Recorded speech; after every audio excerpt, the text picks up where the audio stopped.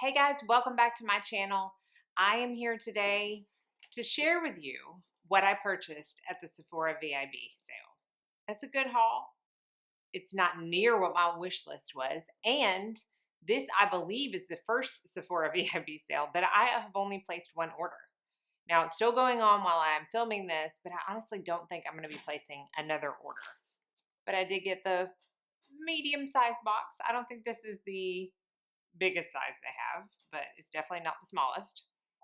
So just like my wish list, I had quite a bit of makeup and quite a bit of fragrance. So I'm going to split it up. I will do the makeup part first, and then I will do the fragrance part last. So in no particular order, I do have a couple of things on my face today that it's the first time that I've used them, and one thing I've used twice. Let's start out with foundations. I originally had 5 on my wish list, and this is always how it goes. I finally narrowed it down after taking stuff out, putting stuff in, taking stuff out, putting stuff in. And then I placed my order, and maybe 3 minutes later, I get 3 consecutive comments about one of the foundations that I didn't get. So that's the only thing I'm tempted to purchase a second order for, but I'm trying to stay strong because heavens knows I don't need another foundation. But the one that I got and don't have on today is by Fenty Beauty, and it is the Ease Drop Blurring Skin Tint. Comes in a package like this. I got the shade number 7.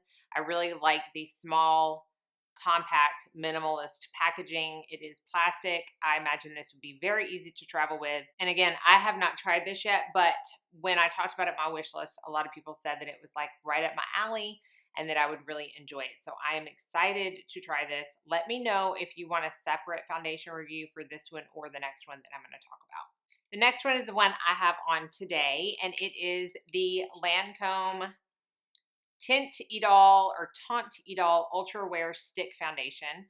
I got the color 330 Bisque Neutral, and it looks like this. So it's got the product on one end, and then it has like a blending brush on the other end, which I did not use today. I just used a regular foundation brush. First impressions are really good. Like the ease of application with this was insane. It was easier to apply to my face from the actual stick than any other stick foundation I have. Blended out really good. So far, so good. Now, obviously, I've had it on for all of like 30 minutes. So I'm going to have to keep trying it to see about longevity and wear and how it fares that way.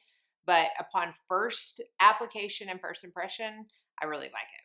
Now I set that with the Dior Backstage Face and Body Powder. I decided to get this one instead of the Tatcha that I talked about both in my wish list video. Now a lot of people said, I've heard that that powder runs dark, so be aware. And I'm glad that they told me that because I was initially going to be getting the shade up from this. And then when I got this shade, which is 3 Neutral, which is the exact same shade I use in my Dior Air Flash, and I opened it, I'm like, holy cow, that's dark.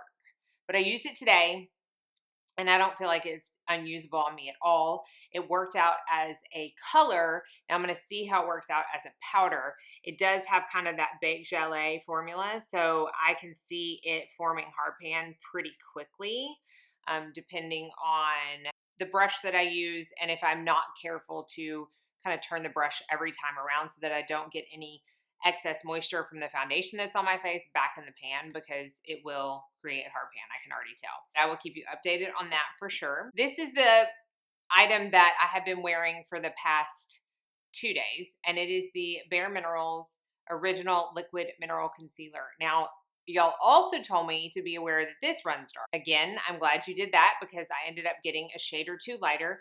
And even when I opened this, I was like, oh, this is going to be too dark. This is light medium 2.5 in. You can see. But it works. Y'all know I don't like a super bright under eye, so this is actually pretty perfect. Have it on today. Wore it yesterday. I'm pretty impressed. Like, I'm pretty impressed. This is very equivalent to my Clinique concealer that I love so much, but it might even be a tad bit more moisturizing.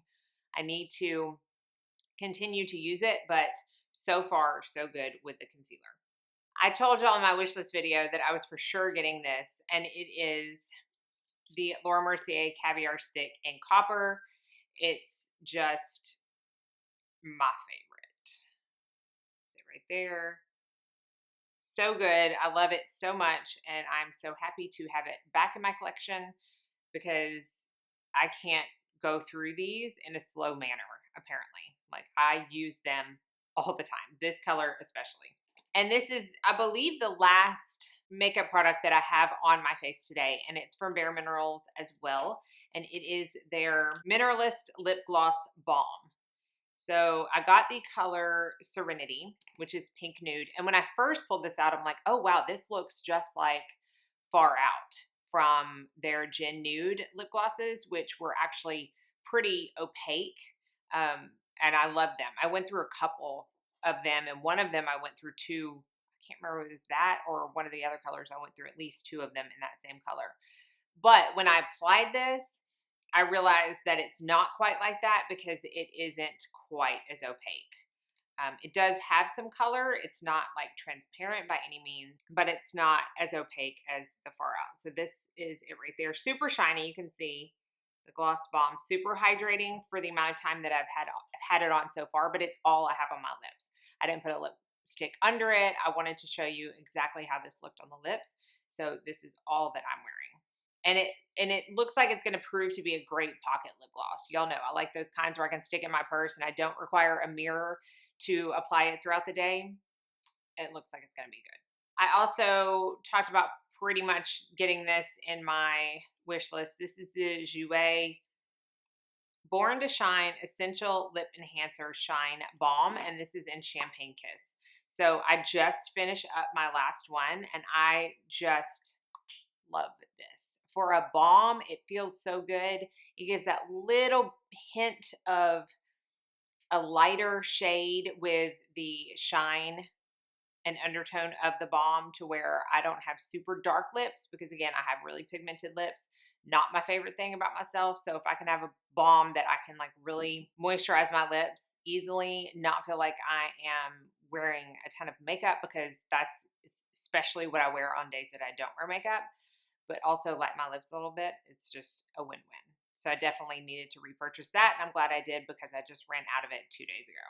And the last makeup product that I got is, I have no idea how you pronounce this brand, but I think it's pronounced Saie, S-A-I-E, and this is the Dew Blush Liquid Cheek Flush.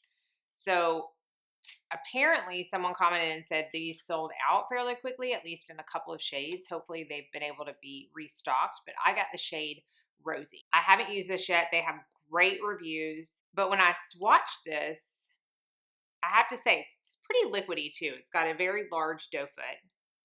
Again, I haven't used it on the face yet, but when I swatched this and then I blended it out, which it blends out super easily, as you can see, it didn't look near as rosy as I wanted it to. Now, I don't know how it's going to come off on the camera, but to me, it's got a much warmer undertone than I was anticipating a rosy shade to have. Now, I'm not saying that's a bad thing, and I'm certainly not saying that I'm not going to enjoy it. It's just not what I was expecting in the color department. But you can see as you turn and it hits that light, it's got that really pretty sheen to it, which you would assume with the name Dew Blush, but it has no sparkle whatsoever. So I'm excited to try that. Let me know if you got any other shades and what you think. Okay, so that's all the makeup. I did get two kind of restock things, not necessarily exciting, but I want to show them anyways. The Sephora Waterproof Eye Makeup Remover. I mean, I don't need a sale to get this, but I'm like, why not get 20% off? And then I got the Big Daddy of the Living Proof Perfect Hair Day Dry Shampoo. My favorite dry shampoo ever. I ran out of the larger size that I had, and I have been running on the travel sizes, which I don't really like to use that much while I'm at home. I like to reserve them for travel. So I am glad to have the Big Daddy size back in my collection. Okay, the rest is fragrance. So if you don't care about fragrance, thanks so much for watching the makeup section. If you do, let's get into it because I got some good ones. I ran out of my tester strips. I just ordered some more, so I'm having to use paper to remind myself what these smell like. So I got a couple, I got 3 full-size bottles. I got 2 tester bottles from Sephora, and then I have 2 more that I'm going to show you that I didn't get at Sephora, but they can be gotten at Sephora. So I wanted to show you those. The first tester bottle I got was My Way. I really, really, really wanted to smell this, and I had very mixed comments on this. I feel like this was the most polarizing scent that I talked about in my wish list video. People either commented that they loved it or people commented that they strongly disliked it. So I was like, you know what? I'm not going to get a full size because I think I had mentioned not really liking to return perfumes, but I really wanted to smell it. So I got the tester bottle. This is a more floral tuberose scent. And I had always heard that it was a more bubblegummy tuberose, and it most definitely is a bubblegummy tuberose. It's not one that I hated upon first sniff. It wasn't like, oh my goodness. Some people said it gave them extreme headaches just sampling it one time. I don't get that. It's also not one that when I first smelled it, I'm like, man, I should have gotten the full size. It's one that's going to have to grow on me, but I'm excited to see how it works on the skin. I just got this box like 2 days ago, so I've not been able to obviously wear all of these, but I will let you know. It's not a dislike. It's a pretty sweet perfume. It is tuberose. If you don't like tuberose, you're not going to like this, but I don't hate it. But I'm glad that I just got the tester. Okay, moving on. The other tester bottle that I got is from Clean Reserve, and it is the Radiant Nectar. And honestly, there was no really reason that I decided to get this in a tester. I was pretty sure I was going to like it. I think it was just the amount of perfumes that I was getting. I'm like, I just need to get at least a couple in and when I say tester, I just mean like a travel spray. This is a pear perfume. And I smell that. Oh my goodness, I smell that pear. Y'all, I was the person like growing up, especially at my Nana's house, when she would open a can of pears, like I would drink the pear juice out of a can of pears. I love it. I love the smell of it, and that's what it smells like. It smells like the pear juice out of a can of pears with a couple of other notes put in. Really, really, really like this. Would have been completely happy with a full size. And if I go through this, I will probably repurchase the full size. All right, let's talk about the ones that I did buy in a full size. This one I knew like it was a given. I'm pretty sure that I said in my wish list that this was a given. This is Metalique from Tom Ford. I had smelled this and gone through many samples before I purchased this and knew that I like it. This is one that I absolutely do not recommend blind buying. It is a very aldehydic perfume, and that I find is something you either love or you absolutely hate. And there's not much in between from what I have found. So if you have smelled this in the past and you love it, great. If not, I would smell it in store. I would wear it on your skin. I find that this smells much different on paper than it does on the skin, or get a sample from somewhere and try it that way. It's just not one that I would feel comfortable telling you, yes, it's a safe blind buy. Plus, it's Tom Ford, so it's not cheap. Now, this is not the Tom Ford expensive that I'm going to show you in a minute, but it's still not cheap. It's like no other perfume that I have ever smelled. I honestly cannot describe it.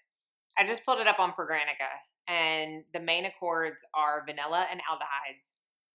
Powdery, which I get. It's not super powdery, but I do get that.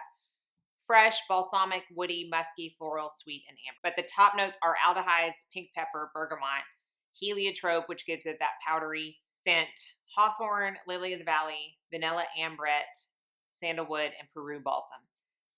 And honestly, I just can't explain it. I'm going to wear this today. I haven't sprayed anything on because I hadn't decided what I was going to wear, but this is it. I was listening to, I can't remember who it was, somebody on YouTube. Oh, I just love it. And he was talking like he's very well versed. Oh my goodness, he's very well versed in fragrances, and he put this in like his top 10 suggestions for women because of how unique it is. So I'm gonna stop talking about that, but I think you can tell that I love it. Glad that that is my perfume of the morning. I'm sure I will pick something else at lunchtime. All right, moving on. Next full-size bottle I got was Dior Addict. Now, so many of y'all said, this is a Mandy scent. You love your vanillas. You need to get this. And it went in and out of my cart. And then I finally was like, I'm just going to get it. And I'm glad I did because this is also a very unique fragrance to me. This is a vanilla scent, but it is absolutely different than the vanilla that I got in the Metalique. This is darker. I'm not saying I wouldn't wear this during the day because I totally would, but it is more of like a sexy night fragrance to me. It has blackberry, mandarin leaf, jasmine, orange blossom, rose. I smell the rose, but it's not like a kind of rose that I don't like. Vanilla, tonka bean, and sandalwood. I smell a little bit of the wood and like it's a little woody. It's a little spicy. And I feel like as it dries down, at least on paper, because I haven't had a chance to wear this on skin, it gets a little sweeter. Really, really, really good. I'm glad that I got a full size of that. The last full size bottle that I got is the C Fiori. Now I have the original C from Armani and I love it. And I don't have any other flankers. I think I do have a small Passione flanker, but I can't tell you the last time I smelled that. I could not tell you anything about it. But this one, I was intrigued for spring. It's also a vanilla, but it's got a little bit of a fruity, citrus, rose, floral, soft, spicy vibe. I feel like it's talked about a lot when people are talking about comforting fragrances, that kind of thing. So I was intrigued. Another blackcurrant opening, green mandarin, neroli, rose, patchouli, oak moss. I love patchouli. I love oak moss. And then it dries down to vanilla and white musk. This is the most floral to my nose of all the ones that I got, but it is a soft, like comforting, enveloping scent to me. This is one that I would wear to bed. It's just got that kind of undertone to it. I did wear this one on the skin and I enjoyed it. It wasn't extremely long lasting, but I kind of feel that way for the original C as well.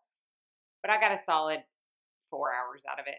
Yeah, this is definitely, if you want like a spring floral scent with a little bit of like a comforting, I'm not even going to say powdery because that really turns people off and it's like very minimal. It's not baby powder. It's nothing like that. It's just kind of got that overtone of powder to it. It's worth a smell. I enjoy it. So I wasn't disappointed with any of the perfumes that I purchased from Sephora. Now I have 2 perfumes that you can get at Sephora, but that I did not get at Sephora, but I wanted to talk about them anyways. The first is one that I had on my wish list and I actually was going to get it. And then we were out of town for spring break and where we went had a CCO, the cosmetic something outlet. I can never remember what the CCO stands for, but I walked in there thinking I was going to be looking at the makeup and I walked out with just fragrance. But this was one of them. This is Killian. I don't need a prince by my side to be a princess, or Killian princess.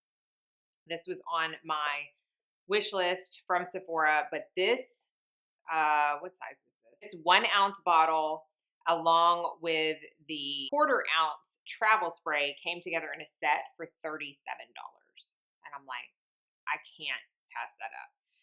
And let me tell you, they had testers out, so I was able to smell it before I bought it, and it was a no-brainer for me. I have been wearing this every single night after I get out of the shower since I have gotten it. The atomizer is pretty strong, so beware of that. Oh my goodness, y'all. So when I first talked about it on my wish list, I was afraid that it was going to be too similar to Love Don't Be Shy by Killian because it also had that marshmallow note. It's nothing like Love Don't Be Shy.